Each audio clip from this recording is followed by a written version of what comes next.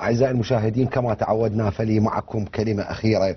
عادة في هذه الأجواء المشحونة يتراجع صوت العقل ويبرز تجار الحروب وسماسرة الأزمات، لكن أقول للمتظاهرين السياسيين اللي اليوم يقودون المظاهرات ترى ذولا نفسهم اللي يقودون مجلس النواب، وهم نفسهم اللي شرعوا القوانين اللي اليوم تعترضون عليها.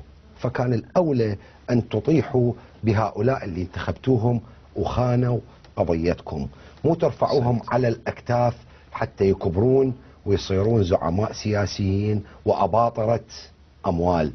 عندي رسالتين للقائمة العراقية ولدولة القانون. أقول لبعض قادة القائمة العراقية: مطالب الناس بالأنبار وبصلاح الدين وبالموصل الكثير منها مشروع وحقيقي وأنتم مسؤولين عنها، فعيب كل ما تصير عندكم أزمة شخصية الواحد منكم ركضتوا للشارع وهيجتوه. وأقول لبعض قادة قائمة دولة القانون، بس قائد واحد بدولة القانون، ماكو قائد الواحد في دولة القانون، أنتم أيضا عيب عليكم تروحون تطلعون مظاهرات مضادة وأنتم بيدكم السلطة ومستوى الخدمات صفر من 8 سنين. حسين. هؤلاء يهتفون عملاء إيران وصفويين، وهؤلاء يهتفون عملاء تركيا وقطر.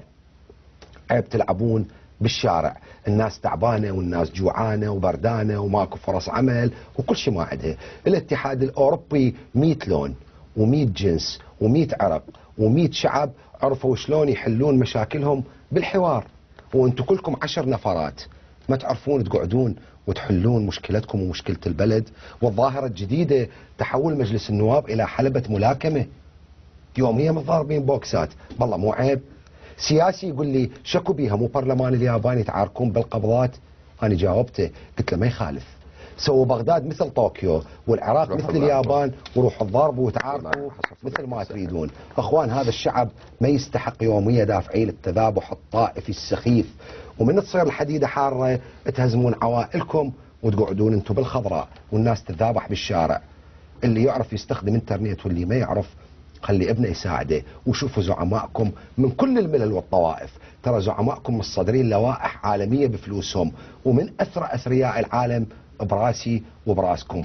أقول للناس خلينا ناخذ حقنا بالحوار، ثم الحوار ثم الحوار، ولا بديل عن الحوار. والسلام عليكم.